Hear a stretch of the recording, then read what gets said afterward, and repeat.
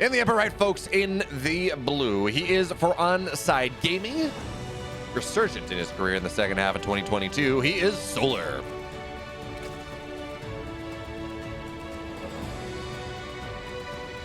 His opponent, actually, we're going to introduce him here in the upper north side of the map with the 2 racks. It is Gumiho.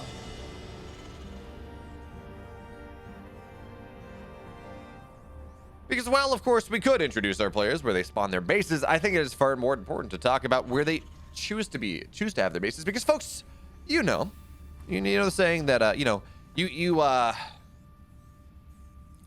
can choose your family, something like that.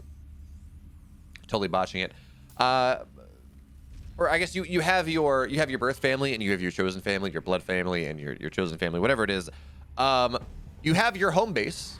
You have your birth base, as Gumiho has here, and then you have the base you choose for yourself. And that base that you choose for yourself is far more important than the base that you are provided at birth, or at least spawned, at least as you spawn into. So Solar, though, he's gonna get the immediate scout, and Gumiho has been doing. I don't know whether this is just Gumiho not feeling super confident in his TvZ, but I have cast 4 Gumiho games. Individual Gumiho games in the last 3 days, and every single one of them, or at least half of them, have been proxies. The rest of them have just been super aggressive options that were not proxies. So Solar here with a nice micro loses not a single drone.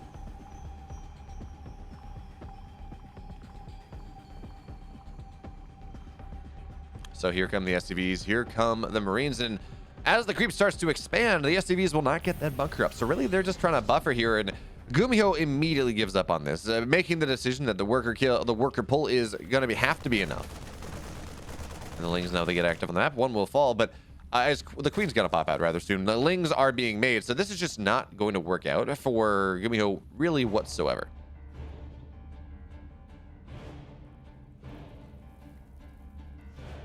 So where does he go from here, right? That's the question. He does have a factory on the way, just about done on his side of the map, but you commit this much to making something happen and you get nothing done. Literally nothing done.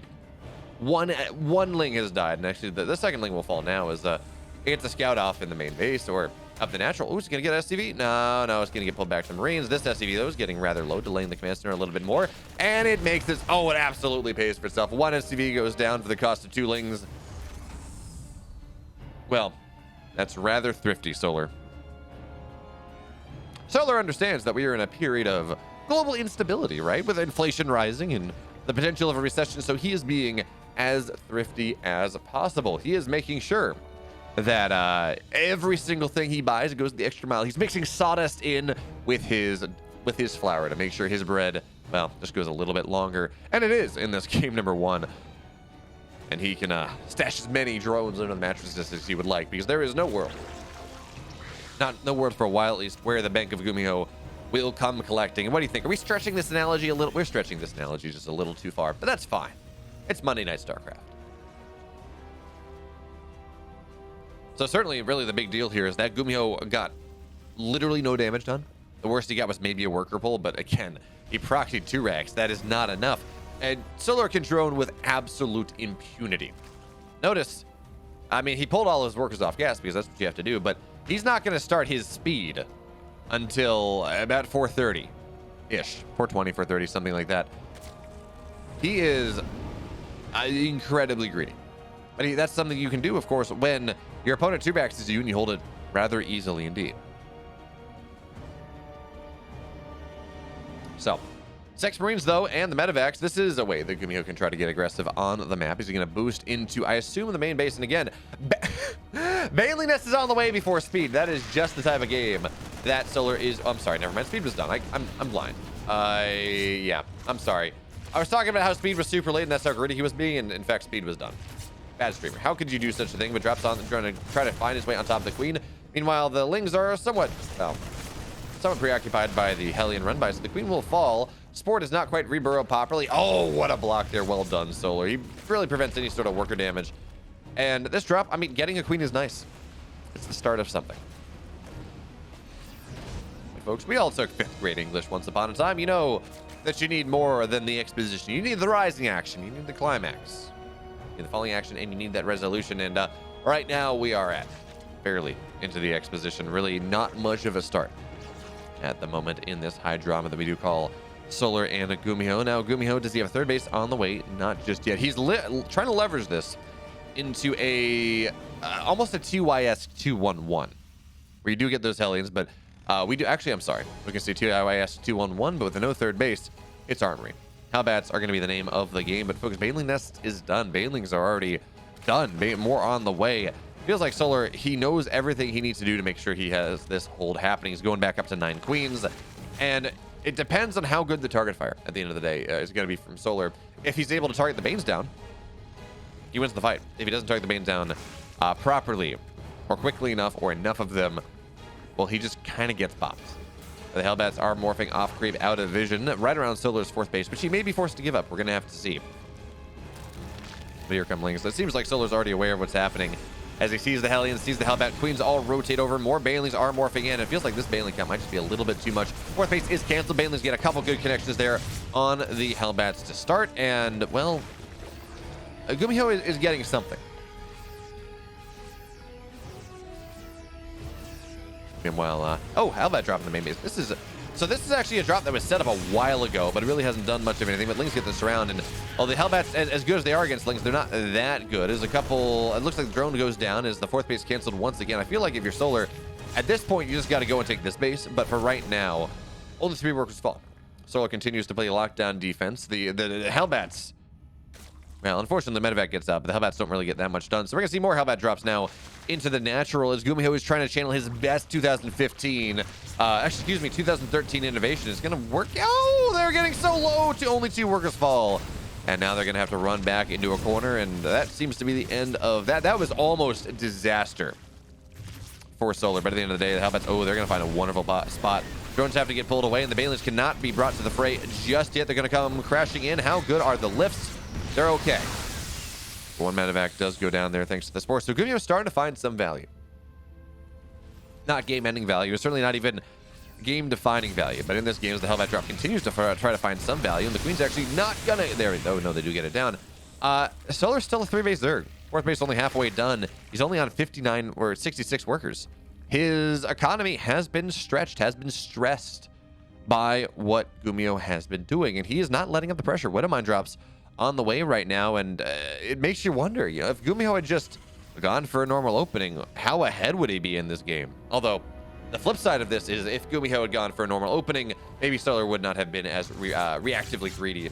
Well, there's that. So here comes Widowmines burrowing in, and of course, well, the spore needs to be where it needs to be. The spore is there. So 1 drop goes down into the carpet bomb into the natural. Is this one going to go down? Oh, great connection there. But there we go. That's only going to be 1 worker. So at the very least, Widowmines, they don't get the end of the world damage done, and this drop is going to get cleaned up very quickly.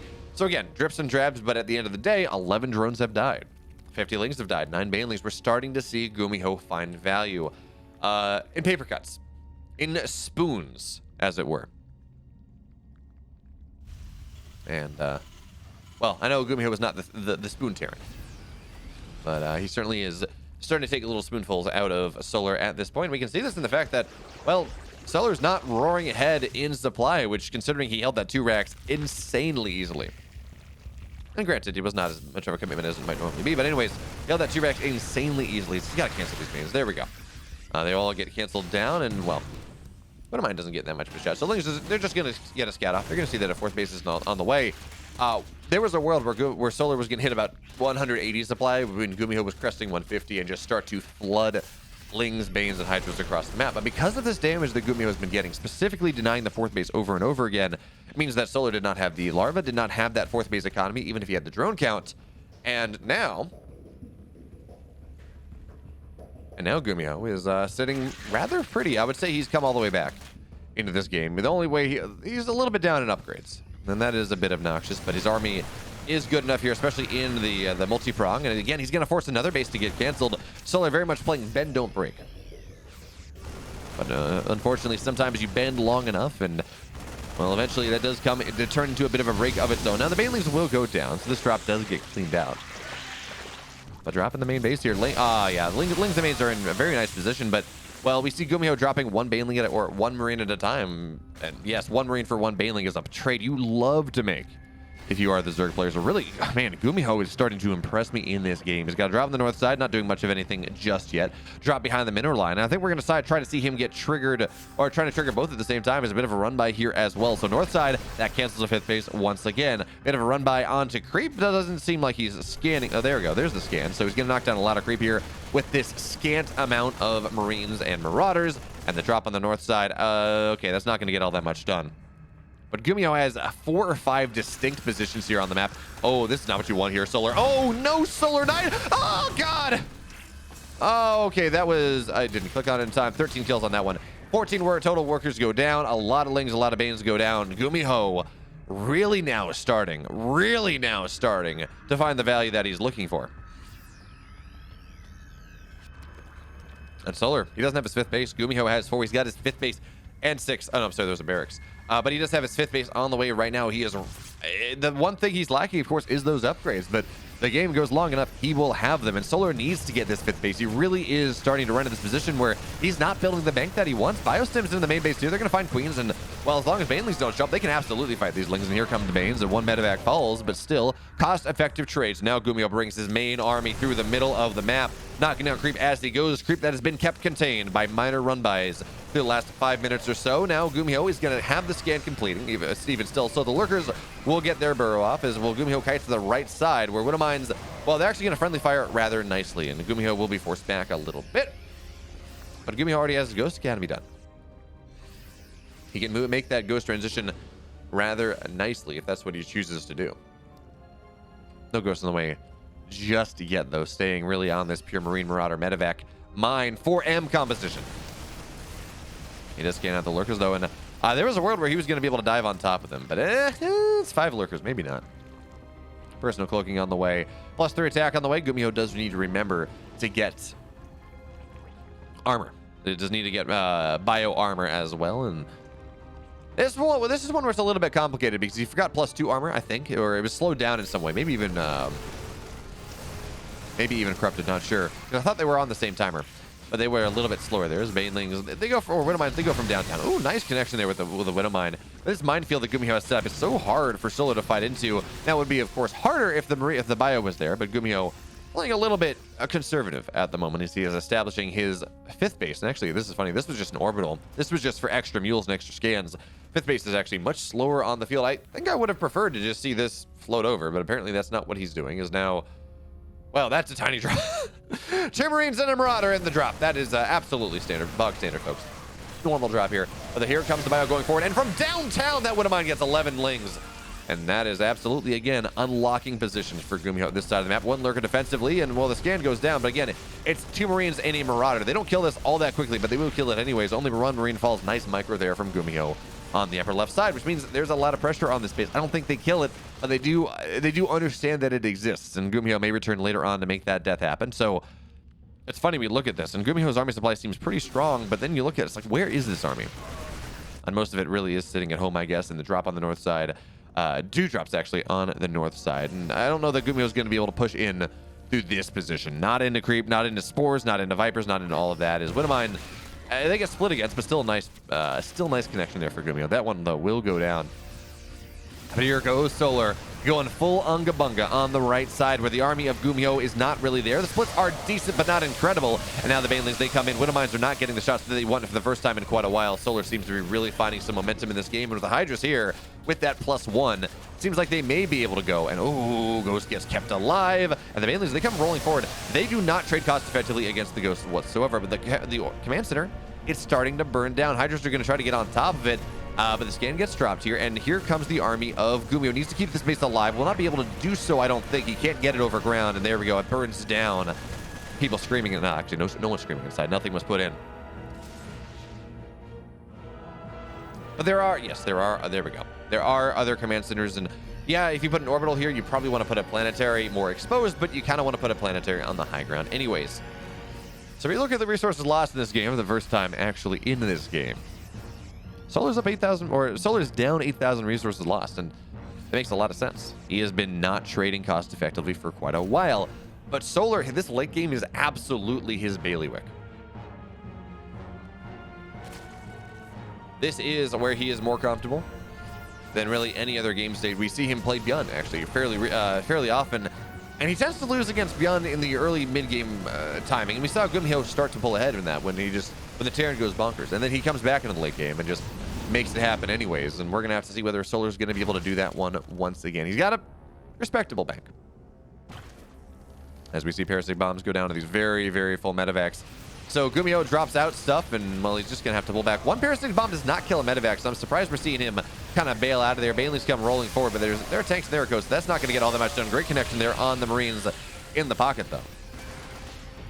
And that's what you're looking for. The multi-prong now coming in from Solar. Nidus in the natural, but a couple Marines, SCVs are gonna get pulled in with Ghost as well.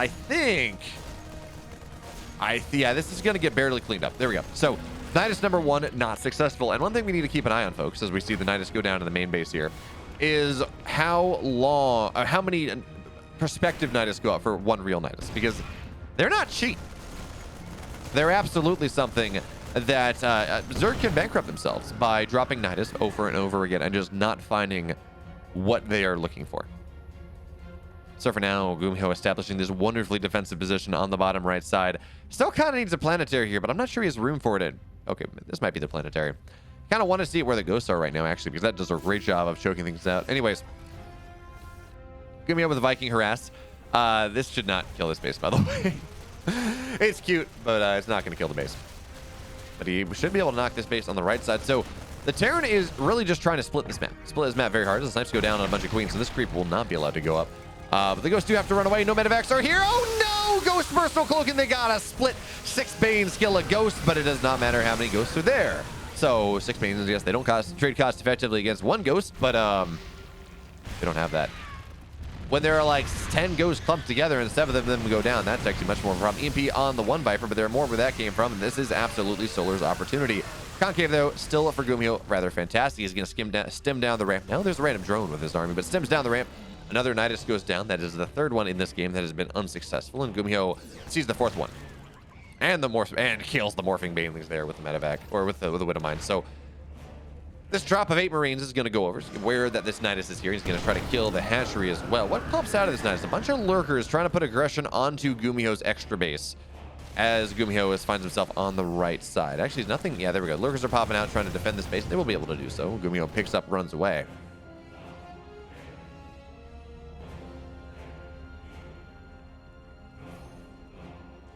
Ooh, but Secret Agent Ghosts on the hunt here. Scan goes down. There's just no detection. All these ghosts, or all these lurkers, they get popped immediately. Unfortunately, though, they are going to be left behind. Only 1 medevac here to get them out. So as much as I like the move, the ghosts could not stay around as long as they did. Yeah, you get a bunch of lurkers, but that is, I think, 6 ghosts dying. Not what you want here if you are Gumiho. He's been rather too relaxed on his ghost control, to be totally honest. Yes, he's up 11,000 workers, but one of the hallmarks of excellent late game play. Like, if you watch Mario play, the one thing you'll notice is his ghost loss count, it'll stay very, very low. I'm not going to give you a number because, of course, that varies by the game, but he really commits to keeping those ghosts alive as the bio steps backward. Nice surround from Lings, but they're just a little bit too late. Base will get canceled, but the Lings on the left side and the right side are really starting to find a lot more value, especially into the mineral line. Tanks are not yet sieged. Ghosts have to run away, and Solar's just breaking right through Gumiho. Yes, Gumiho has the bank, but he will lose the position on that 5th base. The ghosts, now they cloak up, but observers are here, so that's fine. The tanks get knocked down here as well. And 34 workers, they just died in the blink. There were 34 workers at that base? Huh. 34 workers go down in the blink of an eye. This is very much not what you're looking for if you are a Gumiho fan. All right, but here come Lings once again looking for this round. Medevacs, they're just going to have to save. They're going to have to run away. Gumiho, he feels like he's got to go all in now after that damage he took, but I don't think he can. Tanks are sieged up, but they're far away from the rest of the army. Lings trying to get on top of them. Parasitic bomb on these very, very low medevacs. Lings now come rolling in. And yes, Gumiho's trying to find the best possible position. But there's a reason that I'm talking about how good Solar is in the late game. He showed it right there. That was not a clean mid game for him, but late game, the sun rises and Solar is up 1. Bottom left, folks, in the blue, up 1 game to 0. He is for Onsyde. It's Solar.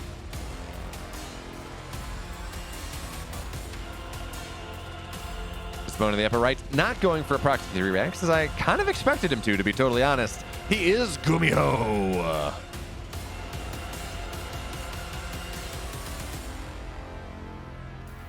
Or Gumi God, if you prefer.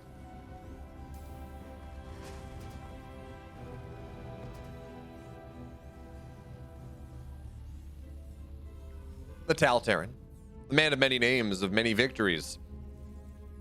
PSISTORM Gaming's lone Korean representative. Oh, well, actually, we maybe count Special as one of PSISTORM's Korean representatives now, because he does live in Korea.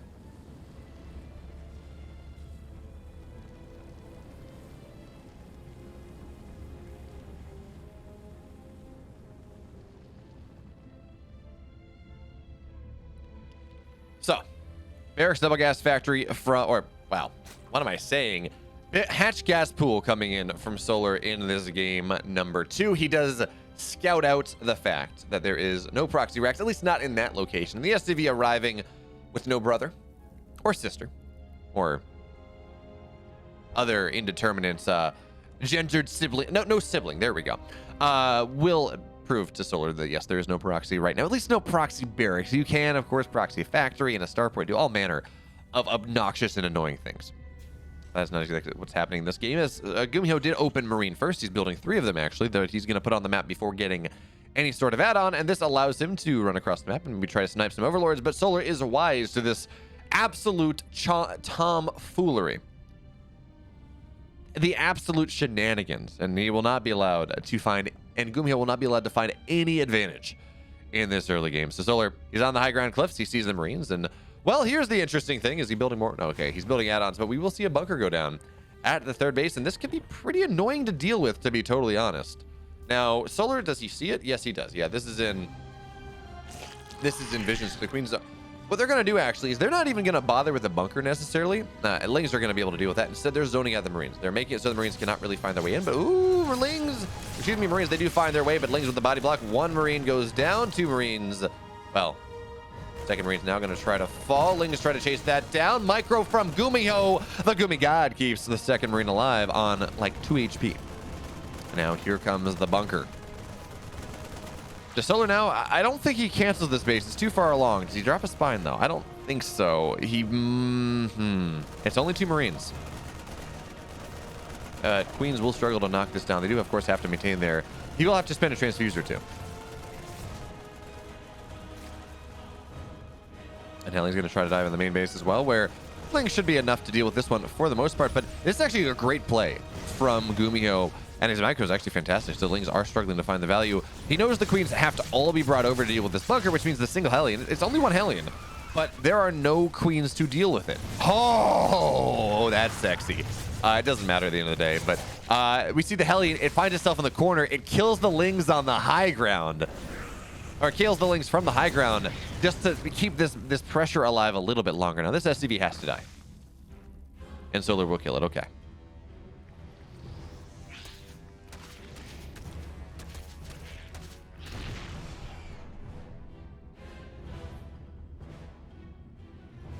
Now, 5 Queens are at the front. 3 workers went down, and that was a bit annoying. And the Viking on the map is the will. Gumiho, we talked about channeling the spirit of Maru a little bit, or at least trying to in game 1. Now he's channeling the spirit of Pult. Those prime Terrans, man, we can never get away from them. Maru, Pult, and Bjorn all together.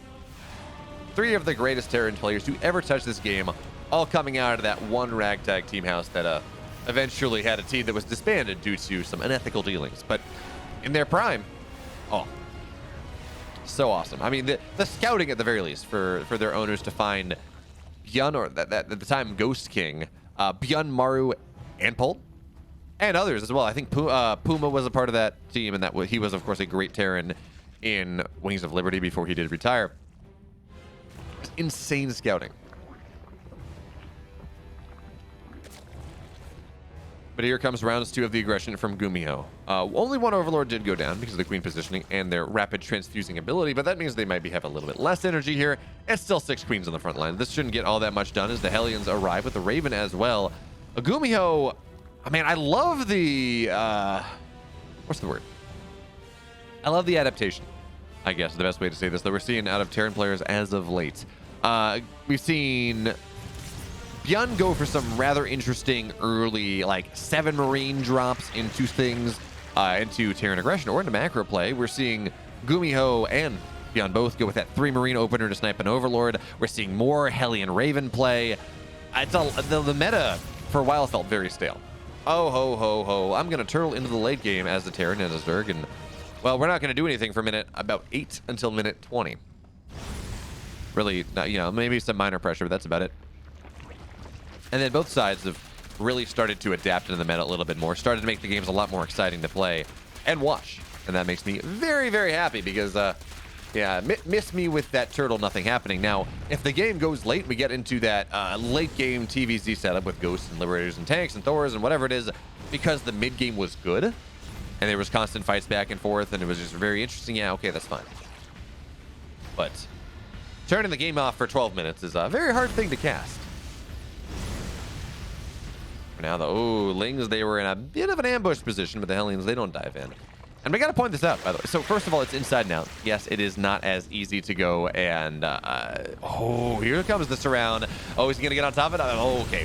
I mean, auto turret will get dropped, but even still, all the Hellions will go down. Nice little bit of surround there from Solar, even off creep. And this means that this push coming from Gumiho now, with all these Marines, is going to be far less effective. Queens now on the other side of the ramp. Lings and Banes defending the 4th base of Solar. But now these Queens, that means these Queens are a little bit exposed. The Lings, Banes, they have to run forward. Raven is just providing the vision. More auto turrets get dropped here. And the micro is rather nice, but there is the surround. And Medivacs arrive just in time to pick up everything. Medivac them right back home, but still not exactly the trade you're looking for. If you are Gumiho and Lings Banes, they're going to try to knock down reinforcements, and they will be able to do so, especially with 1-1 done. This drop on the high ground gets fully surrounded, does not get the value at once. And here come Lings and Banes into the 3rd base now of Gumiho. This is one of the problems of Inside and Out. Yes, it's an incredible map for Terran to push into. Yes, there are fantastic chokes, but if you lose a fight, Zerg can immediately snowball on the other side. And honestly, Solo could have done that a little bit better. The wonderful choked up position here only had Lings fighting from one side. So Gumiho was able to stay alive. Oh, okay. I was going to say that was very nice Queen positioning, but unfortunately, they didn't actually target the Medivacs down, so it's not going to work out all that much. And here comes pressure of Gumiho on the bottom right side. It looks like it's not going to get much done either. So we talked about how last game, Gumiho did such an incredible job of playing defensively, as this one of mine should now go down as it tries to unburrow, prevents the shot, but instead it, well, goes down, and once again, we give a drone to the army. It's so easy to do when you're hotkeying all the... When you're hotkeying just all your larvae together, and you would do it a little bit too fast when you're droning, you can add a couple drones to your army unintentionally. Okay, I've just about done. Lurker Den on the way. Solar will have access to that tech if he needs it. And again, remember, Gumiho put himself in a lead in game number 1 by really tremendously multi-pronging. We're not seeing that from him here, and Solar really just feels much more unlocked on the map. This Ling run by into the 3rd base seems like it's going to be pretty nice. A bunch of SCVs may go down. We're going to see just how good the reaction is, but 4 workers go down for the moment. Lings now cannot run away, so they might as well just get as much damage as they can. And Gumiho, oh, Solar's not quite targeting this down the way he would like. In fact, he's kind of, let's hear... on that one SCV, and actually this 4th base is going to be denied for a pretty long time. Big deal, though. Oh, this Widowmine is going to get a second shot. I don't know that it gets the Queen. No, it doesn't. Yes, Solar doesn't have detect. But no, another Widowmine does go off, but now the Widowmines are not here for the fight, so that is something. 6 SCVs total went down, but now we're seeing the multi-prong of Gumiho. He's got a big army on the north side, and he's got this middle-sized army in the middle of the map. Makes sense. Solar seems to be reacting appropriately, putting a big portion of his army on that left side, which is really where Gumiho is trying to bring his entire army together. This run by not going to get what it wants.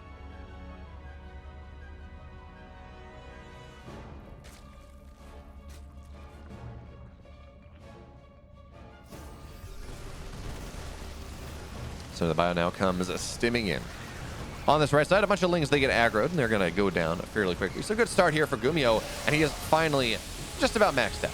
He does have 2-2. This is a timing that he's been looking for. Oh, great Baneling connections, but really not quite enough to kill off everything.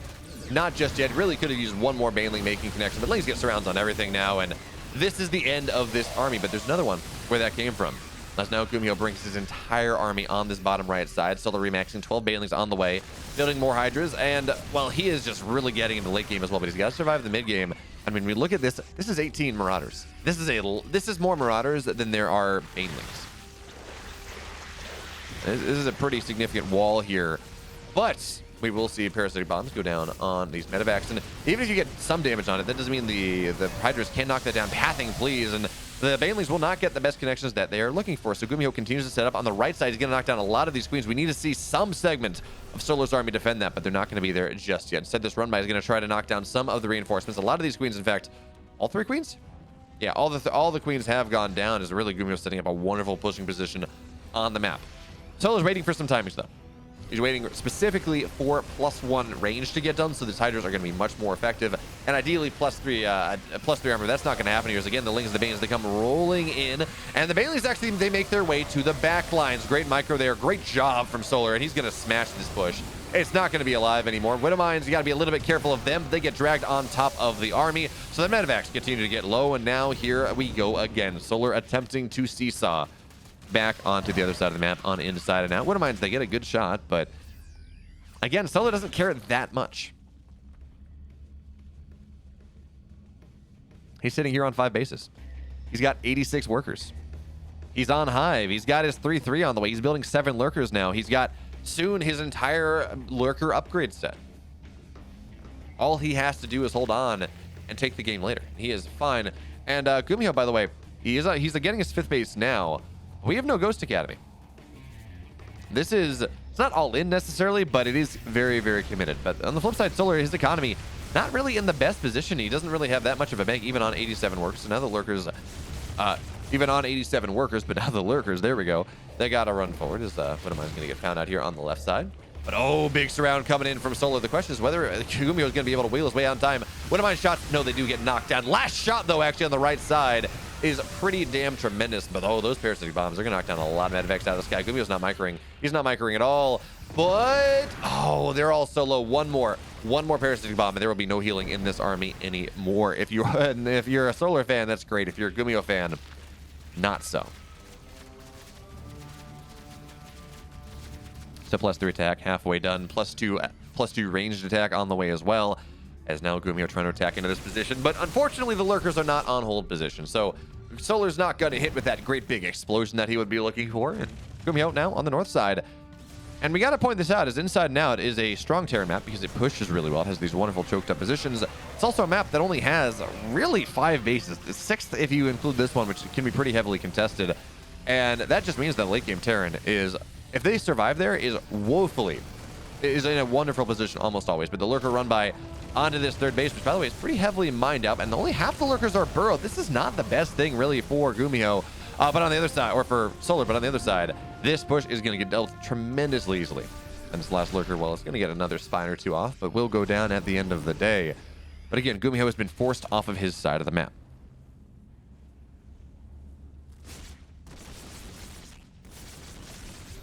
Now we see Burrow going down, and Solar finally feels unlocked to do something. He forced Gumiho back from the push on the north side, on the west side. His run by didn't get a lot done because he wasn't able to burrow every lurker at the same time, but now he kind of knows that the army of Gumiho is much smaller than it once was, so it's on the north side, right, dealing with that lurker run by, which means, well, this base is absolutely undefended. Lings starting to feast. Out on the other side of the map, Widowmine drops killed 14 workers, so that actually is going to balance out a lot of this one. Baneling's coming in from the backside, but Widowmine should be able to deal with that one for the actually, no, they don't. That's going to be fine. And the medevacs will get parasitic bombed. Oh, you got to be careful here. Oh, the medevac will go down. And with that, with all the medevacs falling, they fall from the sky, and so do Gumiho's hopes and dreams. Solar 2-0. He moves on to the finals.